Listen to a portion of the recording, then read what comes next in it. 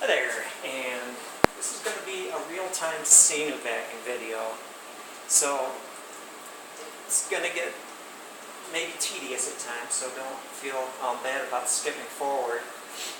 A few notes. I took a small saw, small miter saw for hobby work, and scratched the bow longitudinally, lengthwise, to scarf it up. Then I sized it. I heated the bow over the electric range when I was putting the hide glue on there, just so the hide glue would stay liquid on the hot wood and soak in better.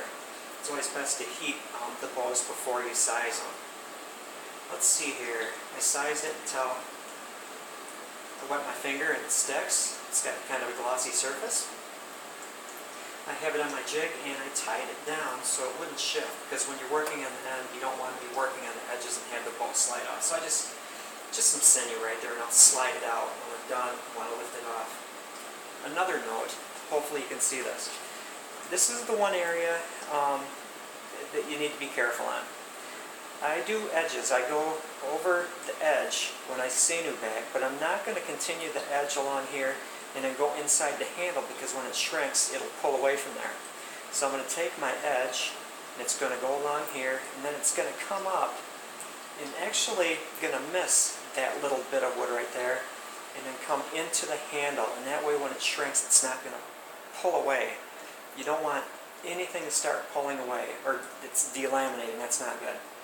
And so, you might see a little bit of wood when I'm done here, but after the back is dry and it's shrunk down all the way, I am going to put sinew wrap over there, so it's going to cover that bare wood, so you're not even going to notice it.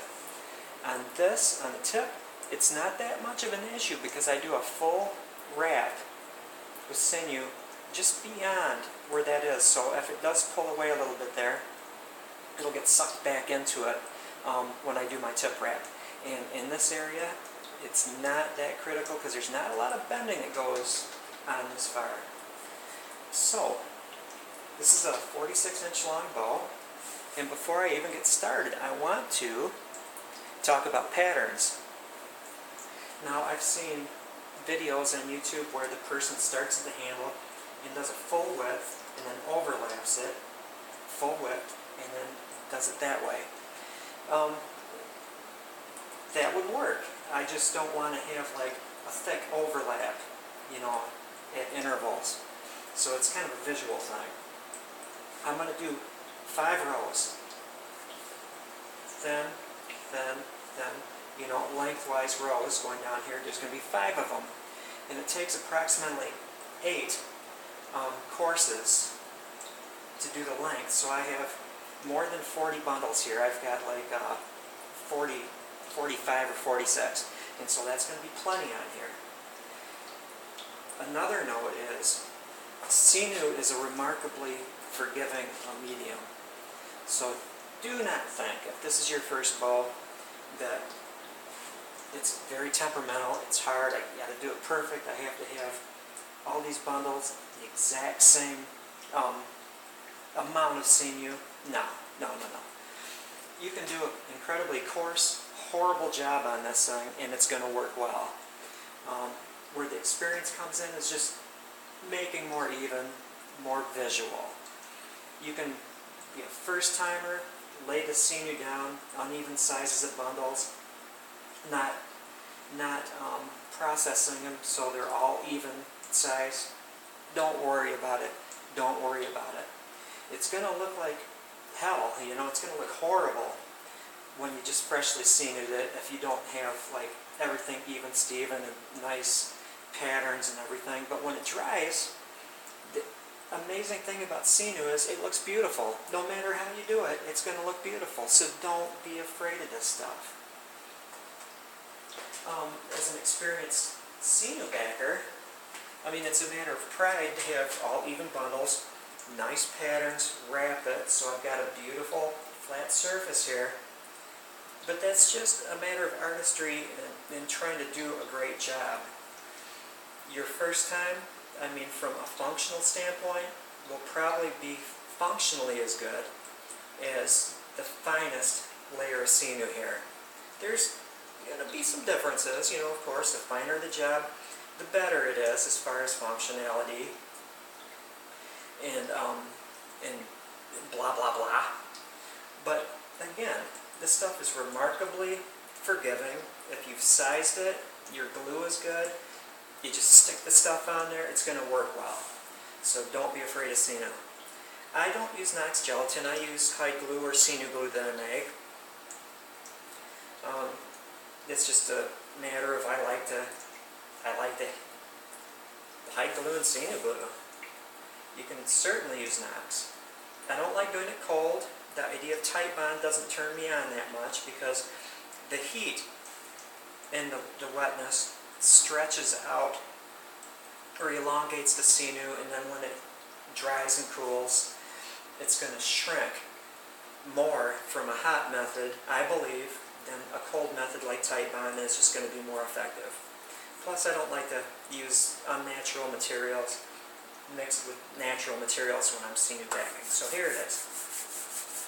You can either start in the handle and work towards the tips, which I do, or special circumstances, start at the tips and work inward. Doesn't matter. It doesn't matter. One advantage to starting at the tips is you can have even ends when you overlap tips, because I'll go over and then stick them down here. But that's where scissors come in. So I'm going to do my usual way of either starting in the center and doing that center patch first, or doing the edges. Now, why would I do the edge first over laying down the first row in the center? It's the shape of the bow. If you have a bow that's a paddle bow, I would generally start on the edges and work my way in, just so I feel more control of giving it even width. But again, that's not going to affect the functionality. It's going to affect the aesthetics.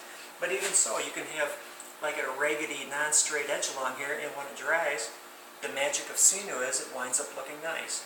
So 6 of one, half dozen of another, just because I always start in the center. I might have just said I was going to start in the edge. Hell, I'm going to start on the edge. So here we go. When I dip these things, I grab them in the center because unlike some people that have them all even size, hornbow makers, because they're stressed more than this, probably have to do things differently. But I like random lengths in my bundles because I think it helps to overlap and the evenness overall. So I have my big thick wad and I just pull them off in my normal size bundle. This is my normal size bundle. No matter what bow I'm making, this is the bundle size. If you use a lot of little ones instead of big ones, you're going to have a more even coat.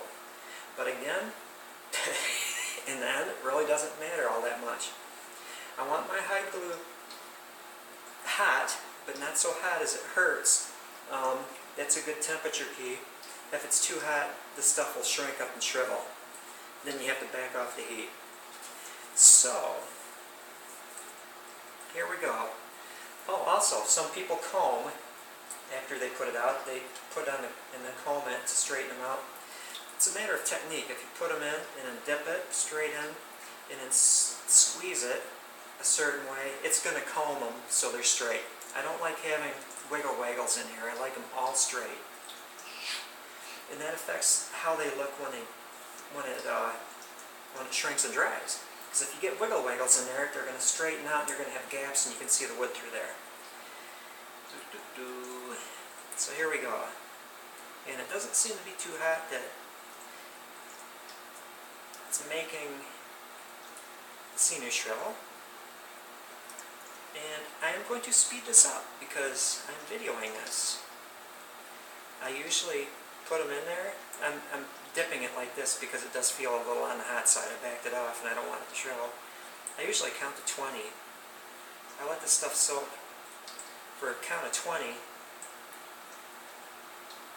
Just have it. Then wring it out. Squeeze that glue out of there. That wasn't a count of 20, but whatever. And if you do everything straight, I've got a cross Sinew in there, but I can just comb it out with my thumbnail. There we go. And I'm going to lay it dead center. If you do everything the same way, you're going to remember it. And then I just use my fingers, like little fences, and just kind of smooth it on there. Then you just grab another bundle. Overlap. Let's see here. I'll overlap it that much. Darn near 3 inches. 2.5. 2.47 inches. That's how much I overlap. You want to get the overlap, the bricky effect, because it makes it stronger, turns it into one piece of stuff. Oh, cooled off a little bit. I'm going to heat that up because it's not hurting my fingers. I've got fingers of iron. See, I started in the center. Letting this stuff gel.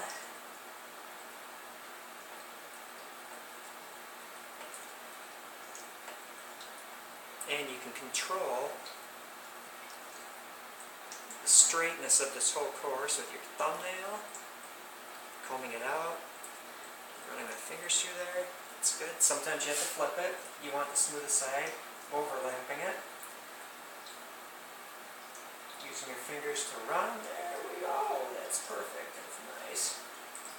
You don't want to have a lot of glue on here, so wring it out with your fingers over your glue thing, your glue pad. Oh, that's sticking nicely.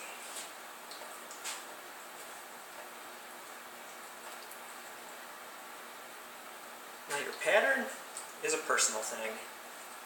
Turn the heat up a little bit. There we go. You can do full length on one. I kind of alternate. I did the center, I did the right, now I'm going to do the left. I'm just going to wiggle my way to the end.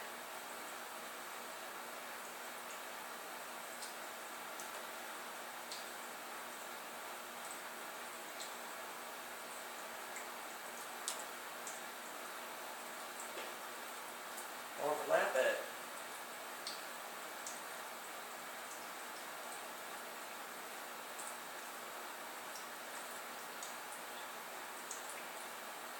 I actually use 6 courses, because what I'm going to do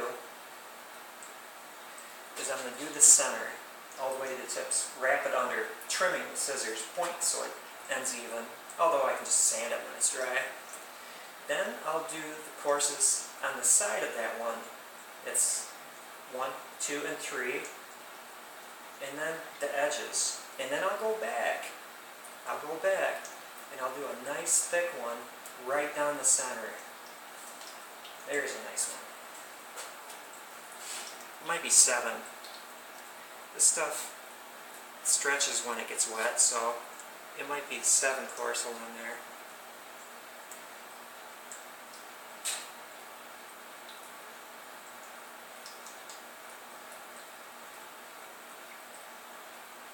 So why haven't you seen me back the bow yet? You know, I wonder, I guess I have to go back 30 years when I started. It seemed kind of intimidating. You know, and the first one I did was like horrible looking. I didn't have any help. Didn't have YouTube. And then it dried and I was like, oh my god, that stuff is so beautiful. It's easy. Yeah, this stretched a good 2.5 inches. And I'm squishing the water out. I had a loose one there, but I'll just put it right back into the bundle. This one's being... I'm going to spend a little extra time combing it out with my fingers. What's nice about the random lengths is that where it joins over, because of all the overlapping, the seam disappears.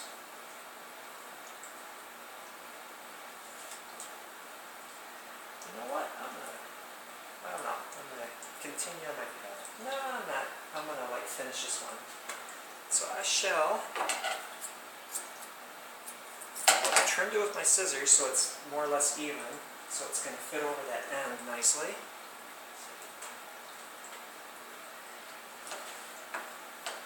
Guess it really doesn't matter because I sand the bottom before I wrap it anyway. And while you're doing this, you can steer course because some of these bundles are longer than the others, so I'm going to use a very long one on the left side to get everything even again, because I didn't cover as much ground on that side.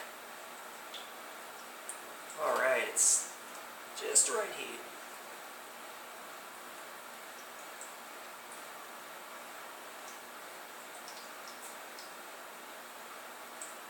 How long does Sinew have to cure before you can use it? Well, I would not put a bend at all in this for 2 weeks.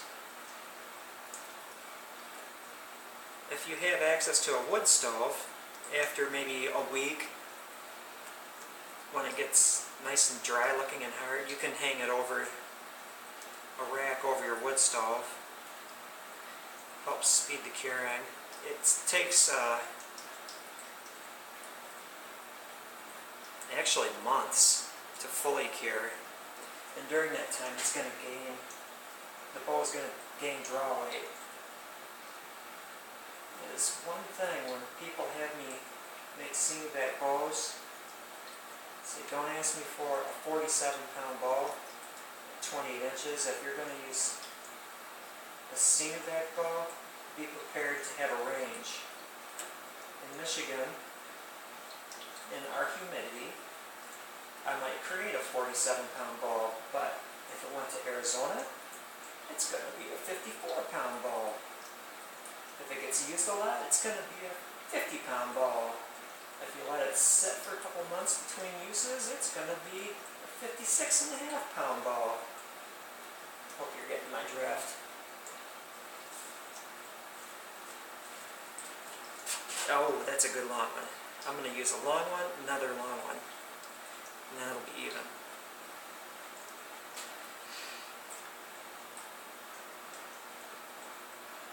It's all preparation. You want to make sure that you have enough bundles right off the bat. On these bows, you bought one of my horse bows, either 46 or 48 inch. It's going to take, using the average length of leg tendons, 8 tendons. 8 tendons. You could get by with less, you know, a protective coat that's going to keep the bag from exploding. But I like to get enough Sinew on there that it actually creates a change in the bow. Oh yeah, that's stretched quite a bit.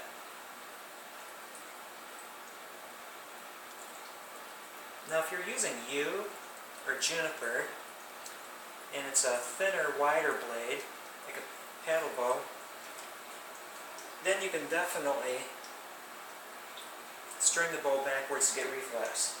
This is your basic red oak, and so there's limits to how much you can pre-stress it. So I don't go crazy there, I just trim the end. And I've got like glue all over me. So I have probably 3 inches of reflex in these, and that's enough. I don't want to go crazy. Don't get 6 inches, it'll overstress them. As it dries, you're going to gain reflex.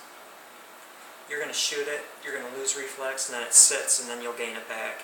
The sinew will recover.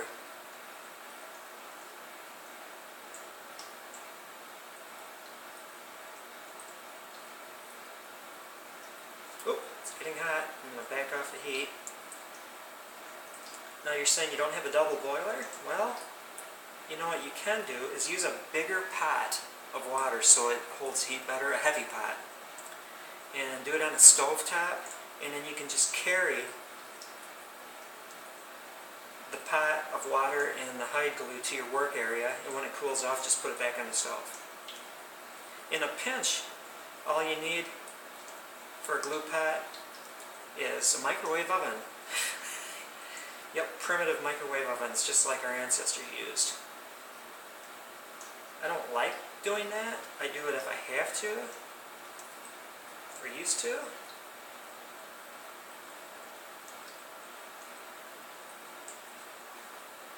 you know, I'll watch Netflix or something and I'll do the tip wrapping, then I won't bother with the double boiler. I'll just use a microwave because it's such a small amount of Sinew compared to like backing.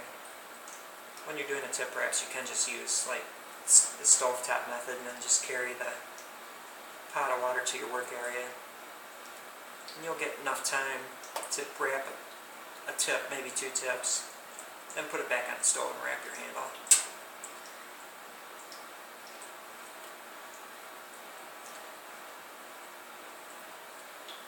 Okay, quiz. What do you do after this has been completely done and it's sat around for a little bit so it's not like obnoxiously wet anymore? You wrap it with gauze tightly, being careful to maintain even pressure as you're doing it so you don't slide the stuff over. Especially in the handle, in that concave surface, you don't want it to pull up, so you have to keep it wrapped. Okay, everything is going well. Now the second course. And how it works is it's wider here than the handle. When you go here and then you go into the handle, you're having more sinew, which is nice because it'll keep set back in the handle. It's going to be a thicker coat. Say that again. If you have 5 rows on the entire bow and it's narrower in the handle, you're going to have a thicker layer in the handle. So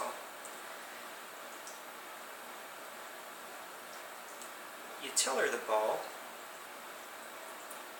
and it would change it if you had a thinner layer in the handle. You have to maintain the number of rows.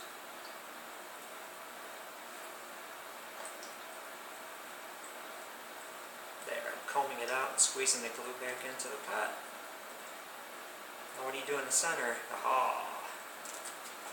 Because I started it centered on the handle, now I'm going to shift it over. I'm going to shift it over so that center bundle is not centered on the handle. I moved it over. I stopped right here, it ended here, so I'm going to take a twisty tie. I'm going to put it down there so I remember where that end was, because it's all blending in. Similar size bundle.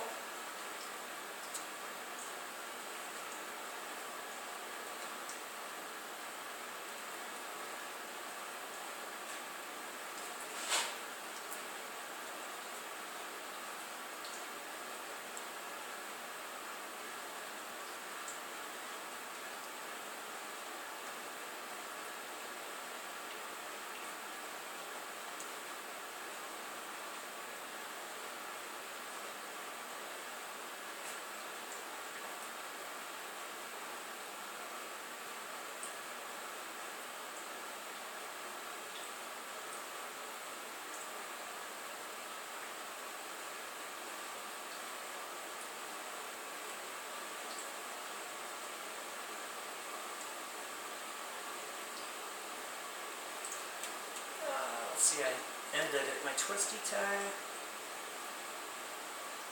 overlapping,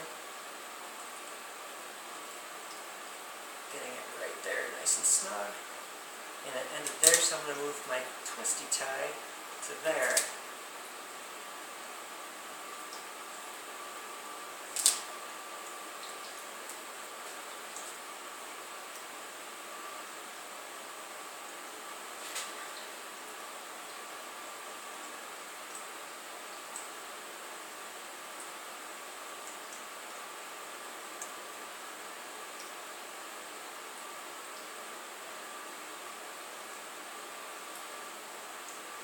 Twisty tie guides me.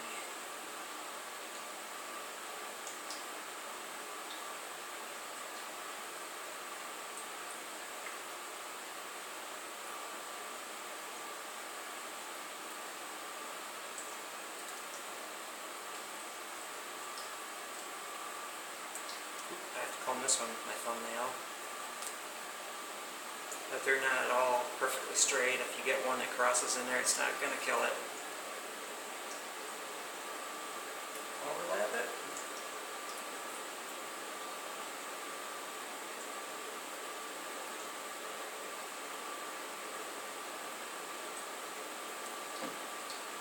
handle's pretty narrow, so that's all it took. It took less lengths to cover it. Got it right to there. That quarter limb is done. And remember, that layer, that last bundle wasn't centered on the handle, it was over a bit, so I'm going to do the same on the other side.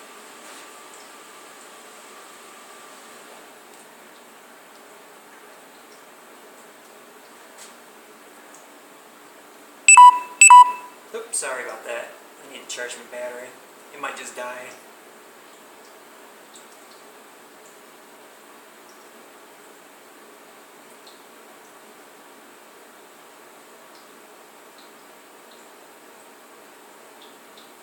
Prepare for my phone to die. That's alright. I'll say right now, thank you for watching, and if the phone dies before I finish this, that's alright, because you have the gist of it. Basic philosophy is overlapping and brick pattern. Pattern, pattern, pattern. Take my twisty tie, end it right there.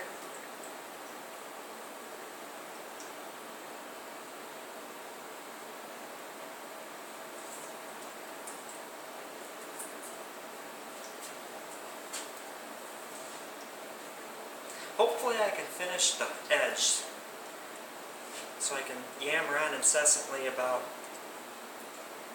the edge work.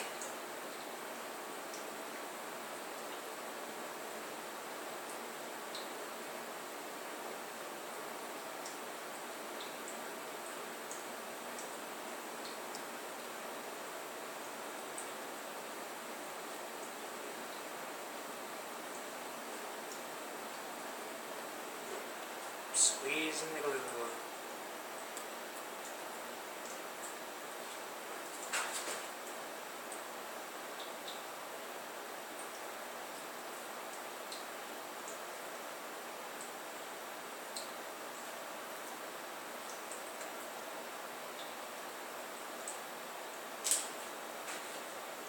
Find a long one. There's one. It's going to finish up that side.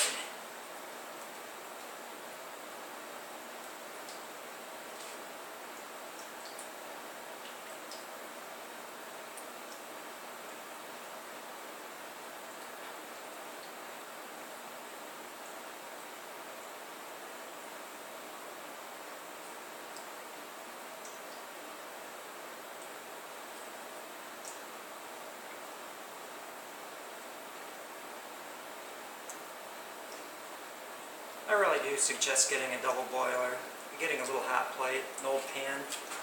You could probably pick up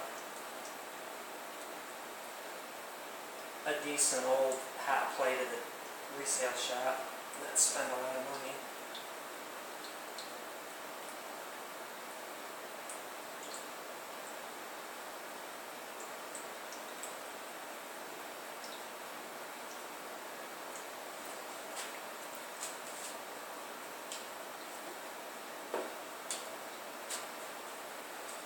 Rotate it so I'm working on that side. That's just what I do. It's going to hang over there, but that's okay. It's got legs.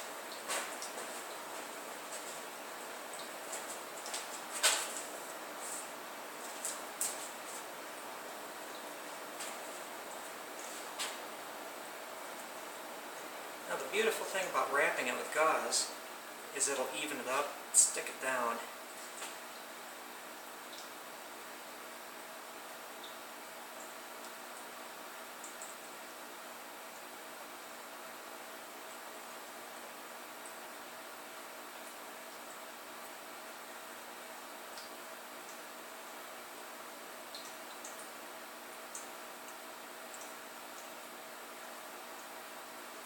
One thing too, when you're holding it in your hot glue, I hold my fingers apart.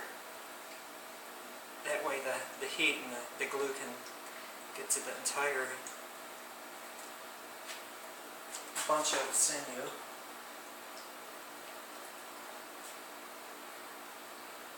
Push it right against that center one. my twisty tie. That's where it ended.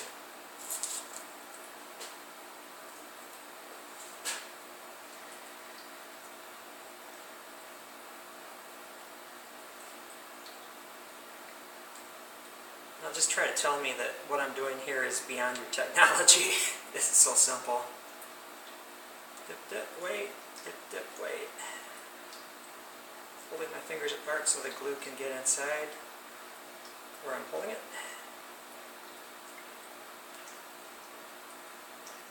And I can actually tell the difference in length from before I put it in there to after. And then when it dries, it's going to fight its way. I've got kind of a hard end right there. I'm going to have that so it goes under the next course. That's right. If you find you've got like a little hard end that should have been processed out, just put it the end there so it gets pushed down by the other one. And I can see where it ends. It ends right at that post. Don't need my twisty tie.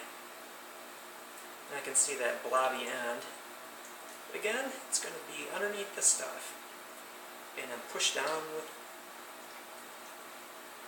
grab.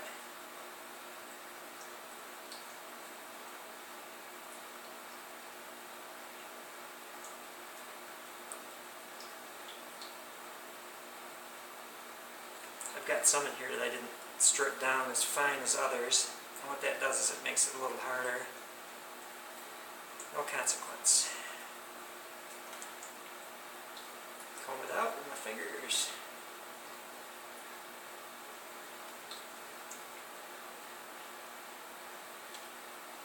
And that hard end is now gone.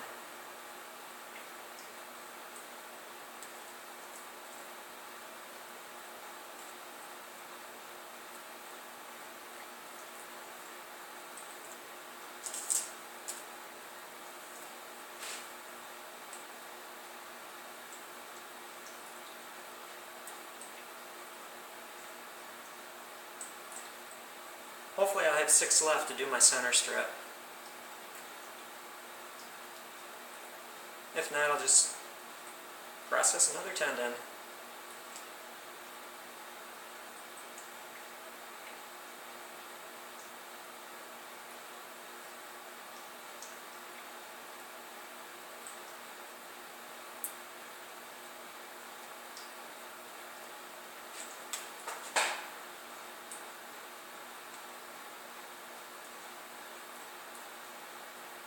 That one, I do need my twisty tie made.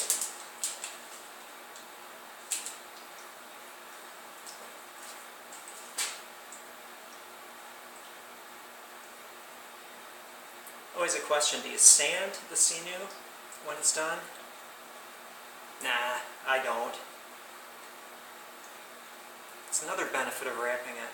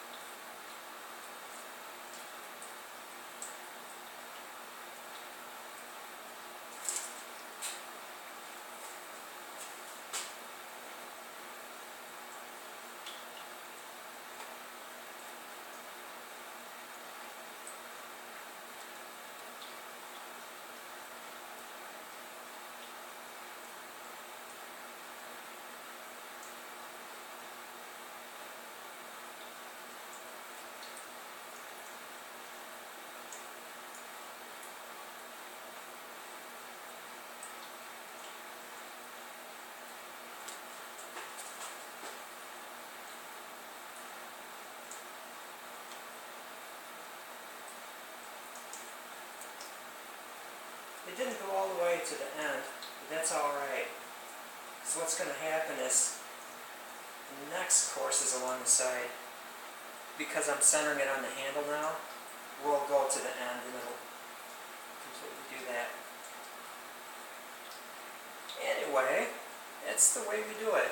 We just overlap rows on this, 5 rows. Then if you have to, you can get little ones and clean up the edge. That's it. After this has been completely bagged and dried for a little bit, I will finish up with the center one.